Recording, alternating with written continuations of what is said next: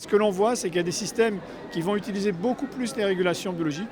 Par exemple, en situation d'élevage, des exploitations qui vont avoir une grande diversité de types de surfaces fourragères, avoir des prairies à flore complexe, avoir des haies qui vont là aussi apporter une grande diversité biologique. C'est des exploitations qui vont utiliser au mieux les services de régulation biologique, qui vont de ce fait-là héberger plus de biodiversité, mais aussi avoir plus de fertilité des sols sans devoir apporter de l'engrais azoté.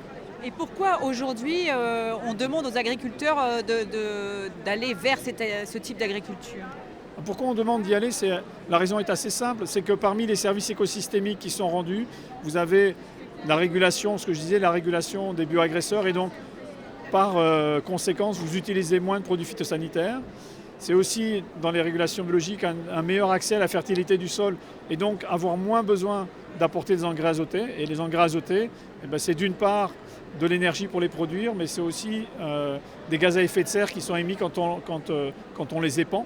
Et donc pourquoi on demande d'aller vers l'agroécologie? C'est parce que ça permet d'assurer la totalité des fonctions productives et donc de produire autant qu'avant en n'ayant pas moins d'impact sur l'environnement, mais en ayant des services environnementaux.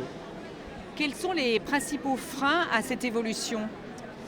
Les deux principaux freins de mon point de vue, c'est le premier, c'est que ça donne le sentiment d'être plus compliqué. Et de fait, c'est pas plus compliqué, c'est plus complexe. Le deuxième, c'est comment je résous la complexité. C'est par les logiques de formation, de travail collectif, et puis d'une certaine façon par la représentation sociale que l'on a.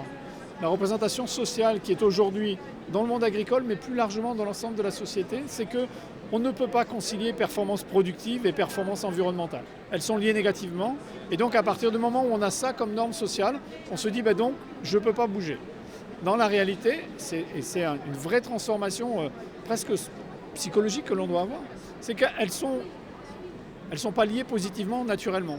Mais on peut construire des systèmes de production, donc des parcelles agricoles, des exploitations agricoles, des territoires agricoles, qui permettent de les concilier.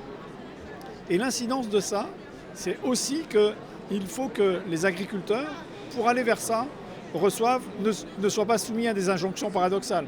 On ne peut pas leur dire vous produisez beaucoup au prix le plus bas, mais vous faites des choses très complexes. Et donc il faut qu'il y ait une cohérence globale dans les signes qui sont transmis par les politiques agricoles, par les politiques de prix, par les signaux qu'ils reçoivent des consommateurs, d'aller vers ces deux dimensions-là.